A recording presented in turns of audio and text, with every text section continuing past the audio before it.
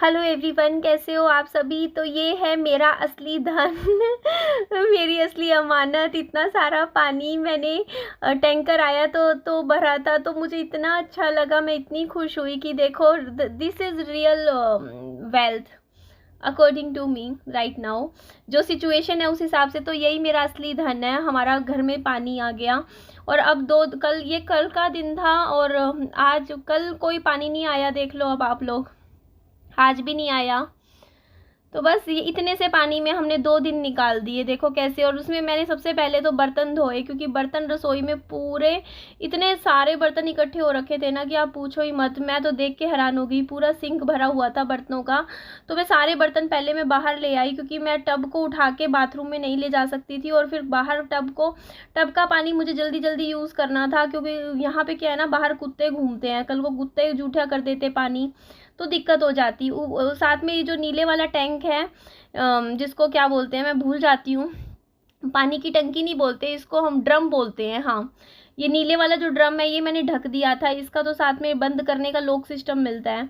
तो इस गर्मियों में तो देखो रहता ही है प्रॉब्लम। तो मैंने यहाँ पे ना टब में सबसे पहले सारे बर्तन मांज लिए थे अच्छे से। मांजने के बाद टब में से एक बार तो पानी में से निकाल दिए, उसके बाद मैं दोबारा से पानी में से निकालूंगी।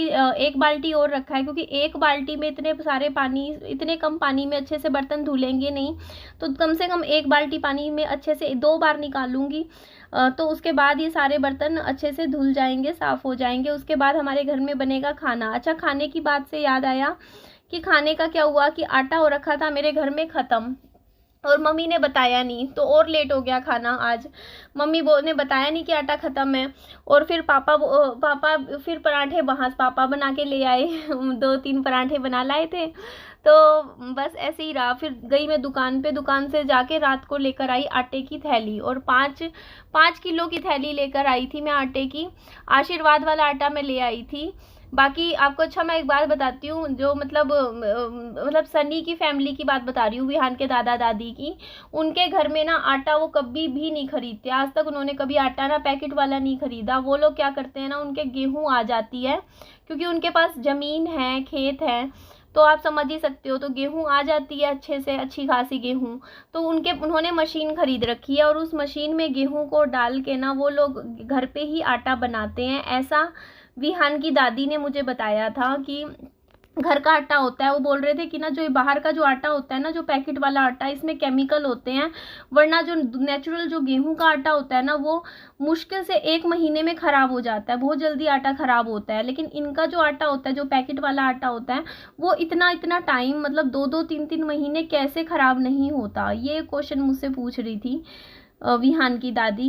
तो भाई हमने तो बचपन से ही ये बता रही हूँ, हम लोगों ने यही आटा खाया है। तो विहान के दादा बोल रहे थे कि इससे बढ़िया तो चक्की का आटा ले लिया करो। अब चक्की का आटा हम कहाँ से निकलवाएं। अब आप ही खुद ही बताइए, गेहूँ कहाँ से खरीदें हम। तो गेहूँ को फिर इतनी दिक्कत होती है, गेहूँ को पहले धोना भी पड़ता है, साफ़ करना पड़ता है, और हमें कौन सा गेहूँ मिलती है। मेरा तो कोई आयुष्मान कार्ड भी नहीं बना हुआ, ना मेरी कोई विडो पेंशन बनी हुई है, क्योंकि जो बनती है लेडीज़ की, तो वो भी मेरी नहीं बनी। नहीं बनने का रीज़न, ये बन जाती मेरी, लेकिन कुछ कारणों की वजह से नहीं बनी।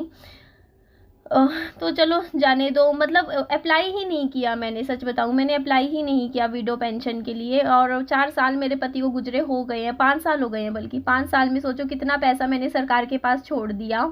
हमारे यहाँ हरियाणा में तो 7,000 रुपये मिलता है महीने का। बच्चे का 3500 रुपये मिलता, 3500 रुपये मेरा मिलता, तो 7,000 रुपये के हिसाब से देख लो मैंने लाखों रुपए छोड़ दिए पिछले 5 साल में सरकार के पास। बट चलो कोई बात नहीं, मैं सोच क्या बोलूँ, अब जाने दो। मैं इस टॉपिक पे प्लीज़ आप कोई कमेंट भी मत करना, क्योंकि फिर मेरे को ना अजीब सा लगता है, मेरा मूड थोड़ा सा होता है ना, ख़राब हो जाता है ये सब चीज़ें। पता नहीं क्यों मैं भी इस टॉपिक पे बोल पड़ी, मैं बोलना नहीं चाहती थी। चलो जाने दो इस बात को, क्योंकि फिर वही है ना, कमेंट में लिखते हैं ना, तो फिर ऐसे ही थोड़ा सा ख़राब सा मूड हो जाता है। तो अच्छा, मैं ये बात बोल रही थी कि मैं रात को फिर देखो विहान को खाना वाना खिला दिया था। खाना खिलाने के बाद मैं फिर आ गई थी अपने सफाई अभियान पर। आपको बताया ही है कि सफाई कर्मचारी बन चुकी हूँ मैं अपनी सोसाइटी की। अपने मोहल्ले को साफ़ सुथरा रखने का अच्छे से उसका जिम्मा मैंने उठा लिया है, क्योंकि मुझे रखना है अपने सोसाइटी को साफ़ सुथरा एकदम। क्योंकि गंदा सोसाइटी अच्छी नहीं लगती है, बिखरी हुई। आप देख ही सकते हो यहाँ पे कितने पौधे, कितना कूड़ा करकट फेंक रखा है। और ये सारा कूड़ा करकट ना हमें ही करना पड़ेगा, सोसाइटी वालों को ही करना पड़ेगा। अब सोसाइटी में हर कोई अपना अपना घर तो साफ़ कर लेता है, हर किसी को अपने घर से ही मतलब होता है, लेकिन ये बाहर का जो एरिया है ना, ये बहुत ही गंदा हो जाता है, क्योंकि यहाँ बच्चे खेलते हैं। मेन मेरे को प्रॉब्लम ये है कि मैं अभी इसीलिए लगी हूँ सफाई करने, क्योंकि अब यहाँ पे देखिए ना, 1 महीने बाद मानसून आ जाएगा, बारिश का मौसम में ये कूड़ा इतना यहाँ पे पड़ा है, ये सड़ेगा पानी के बाद, बारिश के बाद। आप सोचो ना कितनी ख़राब मतलब ये जगह हो जाएगी। तो इसीलिए फिर मैंने कहा चलो इस कूड़े को उठा के मैंने 4 तो तसले पहले मैं फेंक के आई, कूड़े के उठाए मैंने। मेरे हाथ आज तक दर्द कर रहे हैं, इतना दर्द हो रहा है। यहाँ देखो, ये डस्टबिन के बाहर आप देख सकते हो, तसला भर भर के मैं कूड़ा फेंक कर आती रही।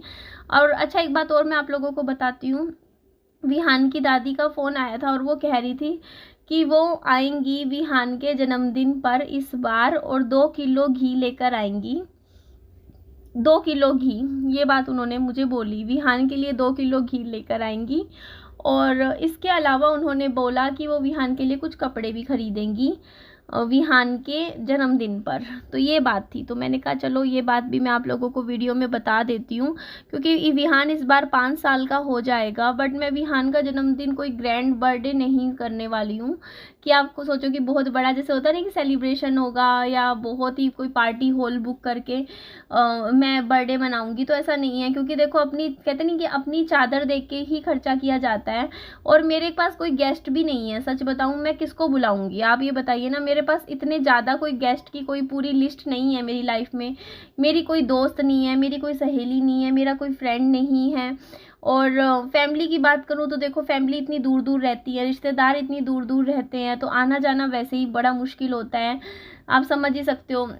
फिर हमारा घर भी देखो ना कितना छोटा सा है, वैसे तो कोई आएगा ही नहीं, अगर मैं बुलाऊंगी तब भी मुश्किल ही है कोई आएगा, क्योंकि इतना दूर दूर का सफ़र करके आप खुद सोचो ना, आज के टाइम में हर कोई इतना बिजी है ना, मतलब इतना सफ़र, इतना ट्रैवलिंग करके आना जाना बड़ा मुश्किल हो जाता है। फिर मेरा कोई है ही नहीं, मैं कहूँ ना कि मेरी कोई मतलब आसपास मैं कहूँ कि हाँ मैं किसी को जानती हूँ, मेरी जान पहचान है, मैं उसको बुला लूँगी अपने बच्चे के जन्मदिन पे, मैं उसको बुला लूँगी। तो मेरे पास तो कोई ऑप्शन ही नहीं है किसी को बुलाने का, क्योंकि मैं किसी को जानती ही नहीं हूँ। और यूट्यूब पे देखो बस अपना काम करती रहती हूँ, अपनी वीडियोस पोस्ट करती रहती हूँ। और आप कहोगे सब्सक्राइबर्स को, तो देखिए सब्सक्राइबर्स को देखो, आप अनजान लोगों को आप बुला के कल को कहीं किसी मुसीबत में फंस जाओ, उससे बढ़िया आप भी समझ सकते हो ना कि अपना जन्मदिन उससे बढ़िया अपने घर में कर लो, है ना। छोटा सा घर में अपना केक काट लो बच्चे का, बच्चे को कुछ दिलवा दो, कुछ अब उसकी पसंद का, बस यही सेलिब्रेशन ठीक है मेरे हिसाब से तो। और क्या है ना। धीरे धीरे, अभी तो विहान छोटा है, 5 साल का ही है, धीरे धीरे और बड़ा होगा, इसको और ज़्यादा समझ होगी। जब विहान के खुद के दोस्त बन जाएंगे धीरे धीरे, तो थोड़ा थोड़ा और विहान को समझ आएगी। हाँ, विहान के यहाँ पड़ोस में जो बच्चे हैं उनको जैसे बुला लूँगी, जैसे छोटे छोटे बच्चे हैं ना जिनके साथ विहान प्ले करता है, खेलता है, तो विहान को अच्छा लगेगा। और यहाँ पे मैं सच बताऊँ, ये कूड़ा ना, मैंने थोड़ा सा कूड़ा कह रही हूँ, लकड़ी वगैरह जो पड़ा था, पत्ते, सूखे पत्ते वगैरह, ये सब मैंने फिर इनमें ना मतलब मैंने इस तरीके से आग लगा दी थी, क्योंकि आंटी बोल रहे थे साथ वाले, जो इनका साथ वालों का घर है, वो बोलते कि कब तक इनको तसले भर भर के फेंकती रहेगी, इस पे ना एक काम कर, इसको जलाई दे कूड़े को। तो मैंने कहा ठीक है। तो थोड़ा बहुत था, पता है कि लोगों ने क्या कर रखा है, यहाँ पे है एक गटर, और गटर के अंदर ही कूड़ा डाल रखा है। बताओ मतलब क्या ही है, पूरा गटर भर रखा है कूड़े से, कूड़ा ही कूड़ा डाल रखा है। वैसे तो देखो इधर साइड के घर अगर यहाँ पे कोई आ जाता ना रहने, तो सफाई हो जाती, लेकिन ये घर अभी मुश्किल ही बिकेंगे, क्योंकि ये साइड के हो गए, कोने के मकान जो होते हैं ना इस साइड, इस तरफ के कोई नहीं लेता। जो लेना पसंद करता है ना, वो बीच के या थोड़े सा मतलब जगह बीच वगैरह के मकान ले लेते हैं। ये बिल्कुल ही साइड के हो गए, कोने के, तो इस वजह से ये बिके भी नहीं है मकान। और नीचे का तो बिका हुआ है मकान, ग्राउंड फ्लोर का, बट कोई आया ही नहीं। वही तो मेरे को हैरानी होती है कि मतलब कैसे, साथ वाला जो घर है ना, जो यहाँ मैंने अभी आग लगाई है इसके साइड वाला, वो घर बिका हुआ घर है, लेकिन उसका ओनर आज तक अपना घर देखने नहीं आया कि मैंने कैसा घर खरीदा है, कहाँ खरीदा है, कौन सा घर है, पता नहीं क्या चक्कर है, समझ ही नहीं आता है। तो बाकी मैं एक चीज़ और बोलूँ, मैं यहाँ पे जब आग लगा रही थी ना, तो मेरे को उस टाइम ना, मेरे को आग को देखना पसंद नहीं है। जब से मेरे हस्बैंड की डेथ हुई है ना, तब से मैं आग को देखना पसंद नहीं करती हूँ, क्योंकि जब भी मेरे को इस तरीके से जलती हुई आग दिखती है ना, तो मैं मेरे हस्बैंड का ना मतलब मेरे को ऐसे लगता है कि जैसे मेरे हस्बैंड को जलाया गया था ना, तो मैं वो सोचती हूँ कि मेरे हस्बैंड को कितना दर्द हुआ होगा आग में। मतलब एक मतलब चलता फिरता इंसान को इतनी सी भी चोट लग जाए इतना दर्द होता है, और एक मतलब जिस तरीके से जब इंसान के प्राण निकल जाते हैं, सांसें निकल जाती हैं शरीर से, तो उसके बाद वो शरीर को कैसे मतलब आग आग के हवाले कर देते हैं, आग में जला देते हैं। तो कुछ भी मतलब कुछ शरीर तो कुछ है ही नहीं अपना, है ना, एक चीज़ ये चीज़ तो है। तो वो चीज़ मैं बहुत अच्छे से लाइफ की रियलिटी को बहुत अच्छे से समझती हूँ, और मुझे पता है ज़िंदगी कुछ नहीं है, बस एक खेल है जिसे खेल के यहाँ से निकलना है। बस किसी के 25 साल का खेल रह रहा है, किसी का 30 साल का खेल रह रहा है यहाँ खेलने का, किसी का 10 साल का रह रहा है। बस यही ज़िंदगी है, हमें नहीं पता कितनी ज़िंदगी के लिए, कितने समय के लिए हम इस धरती पर हैं। बट जितना भी है, बस इतना ज़रूर मैं कहूँगी कि लाइफ में हमें नहीं पता कितनी है, लेकिन हमें अपनी ज़िंदगी में कभी भी किसी का ना, कहते हैं ना कि अच्छे से मतलब जाओ, और किसी को ना मतलब कहते हैं कि ना जैसे जब आप आते हो ना दुनिया में, तो हम रोकते हुए आते हैं बट दुनिया हंसती है, परिवार वाले हंसते हैं। बट इतना अच्छा करो ज़िंदगी में सबके, इतना अच्छे बनो कि हम जब इस दुनिया से जाए तो लोग रोए और हम हंसते हंसते चले जाएं। तो देखो हमारी लास्ट मोमेंट्स कैसे होंगे हमें खुद को नहीं पता, क्योंकि हमें नहीं पता कौन सा दिन हमारा आखिरी दिन होता है।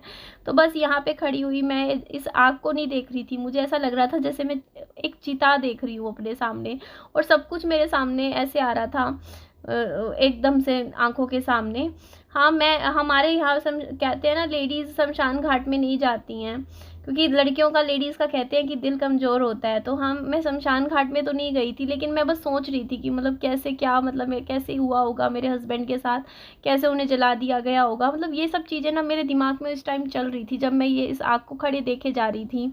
तो फिर मेरा होता है, देखो मैं ये बात बताऊं, जब से मेरे हस्बैंड की डेथ के बाद 5 साल हो जाएंगे, ऐसा एक भी दिन नहीं गया जहां कहीं ना कहीं किसी ना किसी पॉइंट पे मेरा मूड खराब ना हुआ हो। ऐसा आधा मतलब किसी दिन तो पूरा दिन खराब जाता है सोच सोच के, किसी दिन होता है 1 घंटा खराब जाता है, 2 घंटा खराब जाता है, बाकी टाइम मैं थोड़ा बिजी हो जाती हूँ, किताब विताब पढ़ती हूँ, काम करती रहती हूँ, निकल जाता है। कभी कभी 2 घंटे, किसी दिन 4 घंटे खराब जाते हैं। मतलब ये है कि जब तक ये हादसा मेरे साथ नहीं हुआ था ना, तब तक मैं कह सकती थी कि लाइफ में सब कुछ स्मूथ चल रहा था, सही चल रहा था। लेकिन ये हादसा होने के बाद ना ऐसा मतलब पूरा टाइम ना ऐसा 24 घंटे में से ऐसा एक टाइम तो ज़रूर आता ही आता है, चाहे दिन में आए, शाम को आए या रात को आए, जब आपका मूड बहुत ज़्यादा ख़राब हो जाता है। पुरानी चीज़ें आपके दिमाग में आती ही आती है, और जो दिमाग में से ये चीज़ें कभी नहीं निकलती, नहीं निकल सकती। इन चीज़ों को दिमाग में रख के ही लाइफ में आगे बढ़ना पड़ता है। बस यही ज़िंदगी है, यही लाइफ है। लेकिन फिर भी मैं कहती हूँ कि लाइफ में ना फिर भी अपनी खुशियों को चुनने का सबको हक है, और लाइफ में खुद की हैप्पीनेस भी हर इंसान को चुननी चाहिए। जिस चीज़ से आपको खुशी मिलती है उस खुशी की तरफ आपको हमेशा बढ़ना चाहिए, और अपनी डिसीज़न लेना चाहिए कि आपको किस चीज़ से हैप्पीनेस खुशी मिलती है ना। तो चलिए।